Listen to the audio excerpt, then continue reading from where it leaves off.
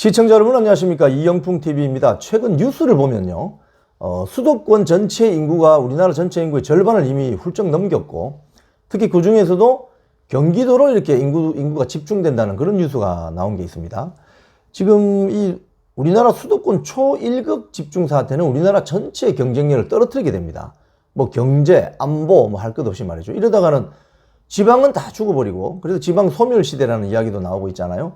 수도권만 살아남는, 수도권만 살아남으면 이게 제대로 살아남는 게 아니죠. 그래서 이게 아주 심각한 국가 위기 사태가 지금 오고 있는데, 국회에서 최근 그 지방자치분권 및 지역균형 발전에 관한 특별법안이 국회 본회의를 통과했습니다. 이게 핵심이 두 가지인데요.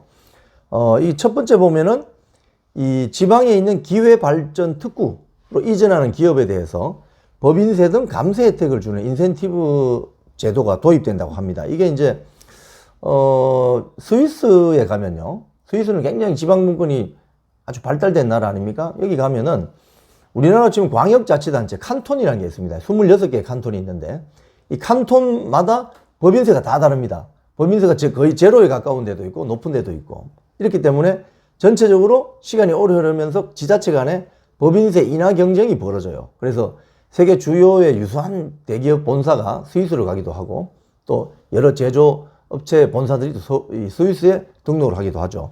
그래서 지금 보면은 가령 로잔시라는 시가 있는데, 로잔시가 있는 보 칸톤이라는 데가 있습니다. 여기는 자동차를 유지하는 세금이 아주 낮습니다. 그래서 스위스 전체에 이제 관광객들이 많이 오니까 렌트카 있잖아요. 렌트카의 그 업체 등록을 다 이 보 칸톤에 한다는군요. 재밌습니다. 그리고 추크 칸톤이라는 데가 또 있는데, 추크 칸톤에는 법인세를 거의 받지 않기 때문에 세계의 유명한 대기업 본사들이 이쪽으로 다 온다고 하는 거죠. 이런 걸 이제 자주 과세권이라고 해요. 자, 그런데 우리나라가 만약에 광역자치단체, 그러니까 뭐 부산, 뭐 경북, 광주, 대전, 충남, 강원, 제주까지 자주 과세권을 준다고 하면은 어느 부처에서 제일 반대하겠습니까? 아마도 기재부나 국세청이겠죠. 아마 이런 게 넘어야 될 산입니다. 그러니까 재정자주권, 재정분권을 가기 위해서는 넘어야 할 산이 진짜 많습니다, 우리나라는. 자, 그리고 두 번째, 에너지특별법인데요. 발전소가 있는 지역의 주민들에게는 전기료를 싸게 해준다는 겁니다.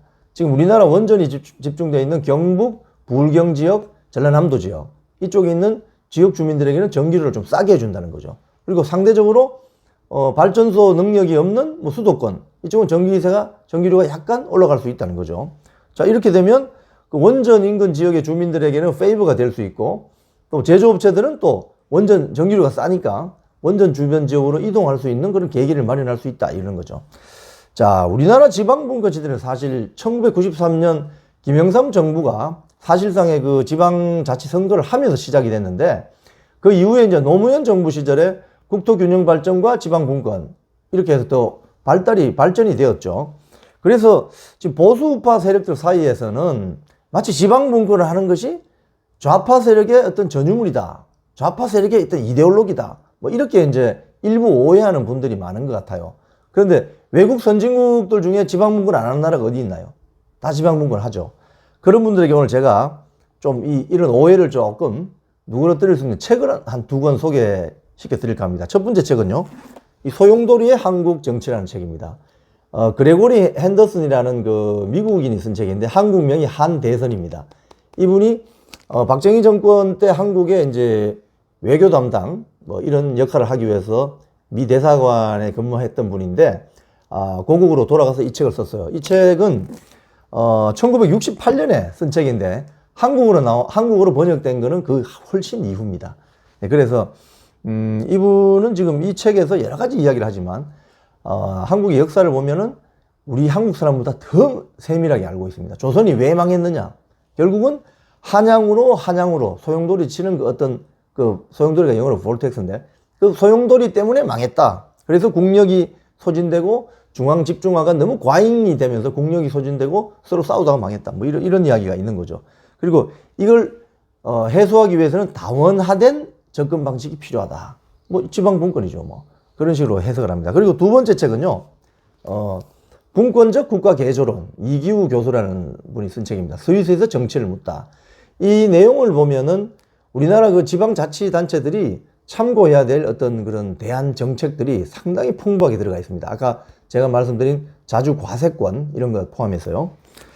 자, 옛말에 말은 나면 제주도로 보내고 사람은 나면 서울로 보내라 이런 말 있죠. 이건 제가 봤을 때는 당시 조선시대 주작 탈레반들이 정말 활개치던 그런 조선을 망하게 한 대표적인 이 속담, 격언이라고 생각합니다. 지방이 살아야 나라가 살고 지방이 신바람 나야 전국이 활기를 찾습니다. 우리 대통령실 직속에 앞으로 7월에 생긴다고 하는 지방시대위원회의 역할을 기대해 봅니다. 지금까지 이영풍 TV였습니다.